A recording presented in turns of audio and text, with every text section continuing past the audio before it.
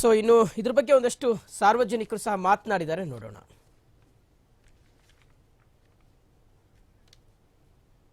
ನಮ್ಮ ಹುನಗುಂದ ತಾಲೂಕು ಹಾಗೂ ಇಳಕಲ್ ತಾಲೂಕು ಇವತ್ತು ಹುನಗುಂದ ಮತಕ್ಷೇತ್ರದಲ್ಲಿ ಇವತ್ತೇನು ಕರ್ನಾಟಕ ಗಣ ಸರ್ಕಾರ ಇವತ್ತು ಹಿಂದೆ 2013-18ರಲ್ಲಿ ಈ BPL ಕಾರ್ಡ್ಗಳನ್ನು ಪರಿಶೀಲನೆ ಮಾಡಿ ಅವರಿಗೆ ವಿತರಣೆಯನ್ನು ನಾವು ಮಾಡಿದ್ವಿ. ಅದರಲ್ಲಿ ಸುಮಾರು 98% BPLದಲ್ಲಿ ಇರುವಂಥ ಜನಾಂಗ ಇತ್ತು ಮತಕ್ಷೇತ್ರದಲ್ಲಿ. ಇವತ್ತು ಕೂಡ ನಾವು ಏನು ಪಂಚ ಗ್ಯಾರಂಟಿಗಳನ್ನು ನೀಡಿದ್ದೀವಿ, ಅದರಲ್ಲಿ ಸುಮಾರು 98% ಜನರಿಗೆ ಇವತ್ತು ನಮ್ಮ ಕ್ಷೇತ್ರದಲ್ಲಿ ಎರಡೂ ಉಭಯ ತಾಲೂಕದಲ್ಲಿ ಇವತ್ತು ಫಲಾನುಭವಿಗಳು ಅವಕಾಶವನ್ನು ಪಡಿತಾ ಇದ್ದಾರೆ. ಇದು ಎಲ್ಲೇ ಒಂದು ಕಡೆ ದುರುಪಯೋಗ ಆಗ್ತಾಯಿದೆ ಅನ್ನೋದನ್ನು ಕೂಡ ಇವತ್ತು ಕರ್ನಾಟಕ ಗಣ ಸರ್ಕಾರ ಪರಿಶೀಲನೆ ಮಾಡೋದಕ್ಕೆ ಇವತ್ತು BPL ಕಾರ್ಡ್ನಲ್ಲಿ ಅನೇಕ ಜನ ದುರುಪಯೋಗ ಪಡಿಸ್ಕೋತಾ ಇದ್ದಾರೆ.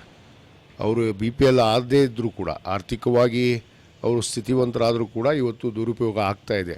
BPL ಕಾರ್ಡ್ ಇಟ್ಕೊಂಡು ಸರ್ಕಾರದ ಎಲ್ಲ ಸವಲತ್ತುಗಳನ್ನು ಪಡೆಯುವಂಥ ಕೆಲಸ ಆಗ್ತಾಯಿದೆ. ಈಗಾಗಲೇ ಸರ್ಕಾರ ಅದನ್ನು ಪರಿಶೀಲನೆ ಮಾಡುವಂಥ ಒಂದು ಆದೇಶವನ್ನು ಹೊರಡಿಸಿದೆ. ಪ್ರತಿ ಮತಕ್ಷೇತ್ರದಲ್ಲಿ ಕೂಡ ಇವತ್ತೇನು ಆ BPL ಕಾರ್ಡ್ನಲ್ಲಿರುವಂಥ ಫಲಾನುಭವಿಗಳು ಅರ್ಹ ಇದ್ದಾರೋ ಇಲ್ಲೋ ಅನ್ನೋದನ್ನು ಇವತ್ತು ಪರಿಶೀಲನೆಯನ್ನು ನಡೆಸಿದೆ. ಬಹುತೇಕ ನಮ್ಮ ಮತಕ್ಷೇತ್ರದಲ್ಲಿ ಕೂಡ ಇವತ್ತು ಪರಿಶೀಲನೆ ಆಗ್ತಾಯಿದೆ.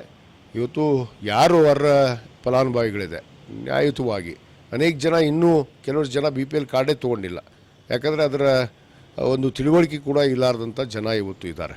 ಅದಕ್ಕೆ ಅವ್ರಿಗೆ BPLದಲ್ಲಿದ್ದಂಥವ್ರಿಗೆ ಅರ್ಹ ಫಲಾನುಭವಿಗಳಿಗೆ ಆ ಒಂದು BPL ಕಾರ್ಡನ್ನು ಕೊಡಿಸುವಂಥದ್ದಾಗಿರ್ಬೋದು, ಮತ್ತು ಯಾರು ಅದರ ದುರುಪಯೋಗವನ್ನು ಪಡಿತಾ ಇದ್ದಾರೆ ಆ ದುರುಪಯೋಗ ಮಾಡುವಂಥ ಜನರ ಒಂದು BPL ಕಾರ್ಡನ್ನು ರದ್ದುಪಡಿಸುವಂಥ ಕೆಲಸ ಇವತ್ತು ನಡೀತಾ ಇದೆ. ಕೆಲವೇ ದಿನಗಳಲ್ಲಿ ಆ ವರದಿ ಕೂಡ ಪ್ರಕಟಗೊಳ್ಳುತ್ತೆ. ರಾಜ್ಯದಲ್ಲಿ ಎಷ್ಟು ಜನ ಈ BPL ಅರ್ಹ ಫಲಾನುಭವಿಗಳು ಅದರ ಅವಶ್ಯಕತೆ ಇದೆ ಅವರಿಗೆ ಕೊಡುವಂಥದ್ದು, ಮತ್ತು ಯಾರು ಅರ್ಹ ಇಲ್ಲ ಅವರನ್ನು ತೆಗೆದುಹಾಕುವಂಥ ಕೆಲಸ ಇವತ್ತು ಪ್ರಕ್ರಿಯೆ ನಡೀತಿದೆ. BPL ಕಾರ್ಡು ಯಾರು ಅರ್ಹತೆ ಇದೆ ಅವ್ರಿಗೆ ಮಾತ್ರ ಕೊಡಬೇಕು. APL ಇರೋರು ಅವರು ಅದನ್ನು ಉಪಯೋಗಿಸ್ಕೊಂಡು ಸವಲತ್ತುಗಳನ್ನ ಬೇರೆಯವ್ರಿಗೆ ಅದು ವಂಚಿತರಾಗ್ತಾರೆ, ಬಡವ್ರಿಗೆ ಅರ್ಹತೆ ಇರೋವಂಥವ್ರಿಗೆ. ಅದರಿಂದ ಅದನ್ನು ಪರಿಶೀಲನೆ ಮಾಡಿ ಕರೆಕ್ಟಾಗಿ APL ಯಾರು ಇದ್ದಾರೆ ಅವ್ರನ್ನೆಲ್ಲ ಅದನ್ನಿಂದ ತೆಗೆದುಹಾಕಬೇಕು. ಸರ್ಕಾರಕ್ಕೆ ಎಷ್ಟು ಉಳಿತಾಯ ಏನಾಗುತ್ತೆ, ಬಡವ್ರಿಗೂ ದಕ್ಕುತ್ತೆ, ಅದು ಯಾರಿಗೆ ದಕ್ಕಬೇಕೋ ಅವ್ರಿಗೆ. ಇದು ನಮ್ಮ ಕಾರ್ಡು ನಿಜವಾದ ಬಡವ್ರಿಗೆ ಯಾರಿಗೂ ಇಲ್ಲ ಬಿಡಿ, ಎಲ್ಲ ಶ್ರೀಮಂತರಿಗೆ ಕಾರ್ಡ್ಗಳಿರೋದು. ಎಲ್ಲ ಪಕ್ಷದವ್ರಿಗೂ ಎಲ್ಲರೂ ಏಜೆಂಟ್ಗಳೇ, ದಳ ಆಗಿರ್ಬೋದು, ಕಾಂಗ್ರೆಸ್ ಆಗಿರ್ಬೋದು, BJP ಆಗಿರ್ಬೋದು, ಎಲ್ಲ ಪಕ್ಷದಲ್ಲೂ ಅವ್ರವ್ರ ಏಜೆಂಟ್ಗಳು ಅವ್ರವ್ರಿಗೆ ಬೇಕಾದವ್ರು ಕಾರ್ಡ್ ಮಾಡಿಸ್ಕೊತಾ ಇದ್ದಾರೆ. ಎಲ್ಲ ಶ್ರೀಮಂತರು 5 ಎಕರೆ 10 ಎಕರೆ ಜಮೀನಿರೋರು, ತುಂಬ ಹಣ ಇರುವಂಥವ್ರು ಮತ್ತು ಇನ್ಫ್ಲೂಯೆನ್ಸ್ ಮಾಡೋರಿಗೆ ಈ BPL ಕಾರ್ಡ್ ಇದೆ. ತೀರಾ ಕಡಿಬಡುವರು ಕಣ್ಣು ಕಾಣ್ತಾರೆ, ಅವರು ರೆವಿನ್ಯೂ ಇನ್ಸ್ಪೆಕ್ಟ್ರಿಗೆ ವಿಲೇಜ್ ಅಕೌಂಟಿಗೆ ಕಾಣ್ತಾರೆ, ಅವ್ರು ಯಾರು ವರದಿ ಮಾಡಲ್ರು. ಇಲ್ಲೇ ಕೂತ್ಕೊಂಡ್ಬಿಡ್ತಾರೆ, ಮನೆ ಮುಂದೆನೇ ಆಫೀಸಲ್ಲೇ ಕೂತ್ಕೊಂಡು ದುಡ್ಡು ಇಸ್ಕೊಂಡು ಜೋಬ್ಗೆ ಹಾಕೊಂಡು ಬರೆದ್ಬಿಡ್ತಾರೆ. ಯಾರಿಗೂ ನ್ಯಾಯ ಕಾರ್ಡ್ ಸಿಕ್ಕೊಡ್ತಾ ಇಲ್ಲ.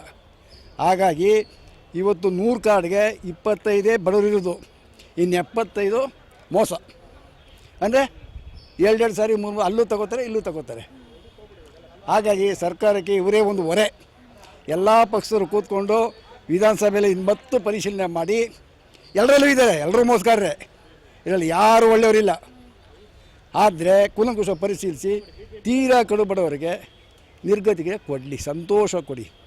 ಬಸ್ ಪಾಸು ಅಷ್ಟೇ ಬಡವರಿಗೆ ಕೊಡಿ, ಎಲ್ಲರಿಗೂ ಯಾಕೆ ಕೊಟ್ಟಿರಾ? ಶ್ರೀಮಂತರಿಗೆಲ್ಲ ಬಸ್ ಪಾಸ್ ಕೊಡ್ತಾಯಿದ್ದೀರಾ, ಎಲ್ಲರಿಗೂ ಕೊಡ್ತಾಯಿದ್ದೀರಾ, ಸುಮ್ಮನೆ ಕೊಡ್ತಾಯಿದ್ದೀರಾ. ವೇಸ್ಟ್ ಆಗ್ತಾಯಿದೆ ಸರ್ಕಾರದ ದುಡ್ಡು, ಇದು ಆಗಬಾರ್ದು. ಅದರ ಬದಲು ವಯೋವೃದ್ಧರು 60 ವರ್ಷ 70 ವರ್ಷ ಆದರೂ ಕೊಡಿ, ಸ್ಟೂಡೆಂಟು ಕೊಡಿ. ಅದು ಬಿಟ್ಬಿಟ್ಟು ಇದ್ದವ್ರಿಗೆಲ್ಲ ಯಾಕೆ ಕೊಟ್ಟಿರೋ ಬಸ್ ಪಾಸು? ಅದೂ ಬೇಡ. ಈ 2 ಕಾರ್ಯಕ್ರಮನ ಮಾಡಿದ್ರೆ ಸರ್ಕಾರ ಒಳ್ಳೆಯ ಕಾರ್ಯಕ್ರಮ ಆಗುತ್ತೆ. ಈಗ ಮೊನ್ನೆ 16 ವರ್ಷಗಳವರೆಗೆ ಮೊಬೈಲ್ ಬ್ಯಾನ್ ಮಾಡಿದ್ರಲ್ಲ, ಅದನ್ನು ತಗೊಳ್ಳಿ. ಆದರೆ ಯಾವ್ಯಾವ ನೆಟ್ಟನ್ನು ಬ್ಯಾನ್ ಮಾಡಬೇಕು ಅದನ್ನೆಲ್ಲ ಬ್ಯಾನ್ ಮಾಡಿಸಿ, ಆಗ ನಿಮ್ಮ ಒಂದು ಸಾರ್ಥಕತೆ ಆಗುತ್ತೆ. ಅದೇ ರೀತಿ ಈ BPL ಕಾರ್ಡನ್ನ ಎಲ್ಲವನ್ನು ಏಕಪಕ್ಷೀಯವಾಗಿ ವಜಾ ಮಾಡಿ. ತೀರಾ ಕಡೆ ಬಡವರು ಒಂದು ಬೀದಿಲವರು ಗೊತ್ತಾಗ್ಬಿಡ್ತಾರೆ ಅವ್ರು ಯಾರು ಬಡವರ ಶ್ರೀಮಂತರ ಅಂತ. ದೂರ ಎಲ್ಲೂ ಹೋಗಬೇಕಾಗಿಲ್ಲ ಇವರು, ಅಲ್ಲಿ ಬಡವರು ಕೊಡಿ. ಅವನು MLA ಕಡೆನೋ, ಇವನು MP ಕಡೆಯವರು. ಆಮೇಲೆ ಅದರಲ್ಲಿ ಒಬ್ಬರು ಏಜೆಂಟ್ಗಳ ಮಧ್ಯೆ ಇರ್ತಾರೆ, ಏಜೆಂಟ್ಗಳು ಬೀದಿಗೆ ಅವರೇ ಬಿಡಿ. ಆ ಏಜೆಂಟ್ಗಳ ಮೊದಲನ್ನ ಕಟ್ ಮಾಡಿ ನೇರವಾಗಿ ಸ್ಥಳ ಪರಿಶೀಲನೆ ಮಾಡಿ ಕೊಟ್ಟರೆ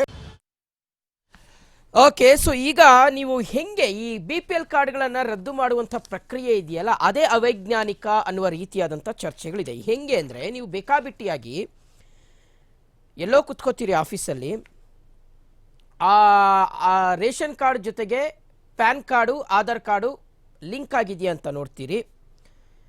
ಆ ರೀತಿಯಾಗಿ ಲಿಂಕ್ ಆಗಿದ್ದರೆ 1,20,000 ವಾರ್ಷಿಕ ಆದಾಯ ಮೀರುವಂತಿದ್ದರೆ ಮತ್ತು ಕಾರು 4 ಚಕ್ರದ ವಾಹನ ಸ್ವಂತ ಬಳಕೆಗೆ, ಕಮರ್ಷಿಯಲ್ ಪರ್ಪಸ್ ಅಲ್ಲ, ಸ್ವಂತ ಬಳಕೆಗೆ ಇರುವಂಥದ್ದೇನಾದರೂ ಇದ್ದರೆ, 7 ಎಕರೆಗಿಂತ ಕೃಷಿ ಭೂಮಿ ಏನಾದರೂ ಇದ್ದರೆ, GST ಪಾವತಿದಾರ ಯಾರಾದರೂ ಇದ್ದರೆ, GST ಪಾವತಿದಾರ ಈ ದೇಶದಲ್ಲಿ ಎಲ್ಲ ನಾಗರಿಕರು ಇರೋರೇ ಬಿಡಿ, ಅಂದರೆ GST ಪಾವತಿದಾರ ಅಂದರೆ ಬಿಸ್ನೆಸ್ ಮ್ಯಾನ್ಗಳು ಅಂತ ಲೆಕ್ಕ.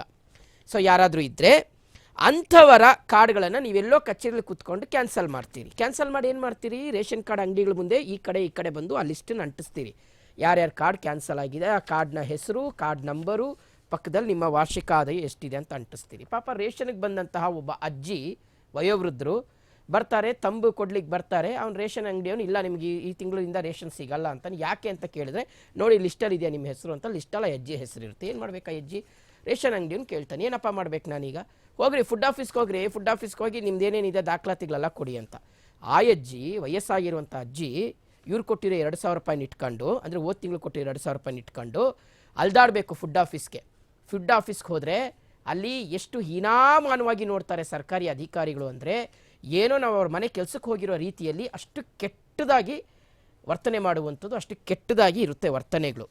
ಸೊ ಅಷ್ಟು ಕಷ್ಟಪಟ್ಟು ಇವರು ಮತ್ತೆ APLಯಿಂದ BPLಗೆ ಚೇಂಜ್ ಮಾಡಿಸ್ಕೋಬೇಕು. ಅದು ತಿಂಗಳಾನುಗಟ್ಟಲೆ ಆಗುತ್ತೆ.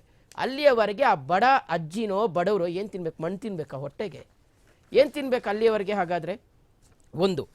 ಎರಡನೆಯದು, BPL ಕಾರ್ಡನ್ನು ರದ್ದು ಮಾಡುವಂಥ ಪ್ರಕ್ರಿಯೆ ಯಾವ ರೀತಿಯಾಗಿರಬೇಕು, ಯಾವ್ಯಾವ BPL ಕಾರ್ಡ್ಗಳು ಯಾವ್ಯಾವ ಮನೆ ಅಡ್ರೆಸ್ಗಳಲ್ಲಿದ್ದಾವೆ ಆಯಾ ಮನೆಗಳಿಗೆ ಹೋಗಿ ಆಯಾ ಮನೆಯಲ್ಲಿರ್ತಕ್ಕಂಥ ಸ್ಥಿತಿಗತಿಗಳು, ಆರ್ಥಿಕ ಪರಿಸ್ಥಿತಿ ಆಗಿರಬಹುದು, ಅವರ ಆರೋಗ್ಯ ಪರಿಸ್ಥಿತಿ ಆಗಿರ್ಬೋದು, ಸಾಮಾಜಿಕ ಪರಿಸ್ಥಿತಿ ಆಗಿರ್ಬೋದು, ಶೈಕ್ಷಣಿಕ ಪರಿಸ್ಥಿತಿ ಆಗಿರ್ಬೋದು, ಇದೆಲ್ಲವನ್ನೂ ಸಹ ನೋಡಿ BPL ಕಾರ್ಡ್ಗಳನ್ನು ರದ್ದು ಮಾಡಿ ನೀವು APLಲ್ಲಿ ಮಾಡಬೇಕು. ಮುಖಾನೂ ನೋಡಿರಲ್ಲ, ಮೂತಿನೂ ನೋಡಿರೋದಿಲ್ಲ, ಎಲ್ಲೋ ಕುತ್ಕೊಂಡೆ ನಿಮ್ಗೆ ಇಷ್ಟ ಬಂದಂಗೆ ಇವ್ರದ್ದು ಕ್ಯಾನ್ಸಲ್ ಮಾಡಿ ಇವ್ರದ್ದಿರಲಿ, ಇವ್ರದ್ದು ಕ್ಯಾನ್ಸಲ್ ಮಾಡಿ ಇವ್ರದ್ದಿರಲಿ ಅಂತ ನೀವು ಮಾಡಿದ್ರೆ ಇದು ಎಷ್ಟರ ಮಟ್ಟಿಗೆ ವೈಜ್ಞಾನಿಕವಾಗಿರುತ್ತೆ? BPL ಕಾರ್ಡು ಹೆಂಗೆ ಮಾಡಿಸ್ತೀರಿ? ಮನೆಗೆ ಬಂದು ನೀವು ಚೆಕ್ ಮಾಡಿ ಅಂತಾನೆ ಒಂದು ಕಾಲದಲ್ಲಿ ಮಾಡಿಸ್ತಾ ಇದ್ದಿದ್ದು BPL ಕಾರ್ಡು. ಅವರ ಆ ಪರಿಸ್ಥಿತಿ ಹೆಂಗಿದೆ, ಆರ್ಥಿಕ ಸ್ಥಿತಿಗತಿ ಹೆಂಗಿದೆ ಅನ್ನೋದನ್ನ ನೋಡ್ಕೊಂಡೆ ನೀವು BPL ಕಾರ್ಡ್ ಕೊಡ್ತಾ ಇದ್ದಿದ್ದು. ಕ್ಯಾನ್ಸಲೇಷನಲ್ಲಿ ಮಾತ್ರ ಹೆಂಗೆ ಈ ರೀತಿಯಾಗಿ ಬೇಕಾಬಿಟ್ಟಿಯಾಗಿ ಮಾಡ್ತೀವಿ ಅನ್ನುವ ರೀತಿಯಾದಂತಹ ಅಭಿಪ್ರಾಯಗಳಿದ್ದಾವೆ. ಮಗದೊಂದು ಕಡೆ ಗೃಹಲಕ್ಷ್ಮಿ ಯೋಜನೆಯಿಂದ ಎಷ್ಟು ಜನರಿಗೆ ದುಡ್ಡು ಬರ್ತಾ ಇದೆಯೋ ಇಲ್ವೋ ಗೊತ್ತಿಲ್ಲ. ಆದರೆ ಈ ಅನ್ನಭಾಗ್ಯ ಯೋಜನೆಗೆ ಸಂಬಂಧಪಟ್ಟಂತೆ ವೀಕ್ಷಕರೇ, ನಮ್ಮ ಕಾಲರ್ ಒಬ್ಬರು ಹೇಳ್ತಾ ಇದ್ರು, ತುಂಬ ಚೆನ್ನಾಗಿ ಎಕ್ಸ್ಪ್ಲೈನ್ ಮಾಡ್ತಾ ಇದ್ರು.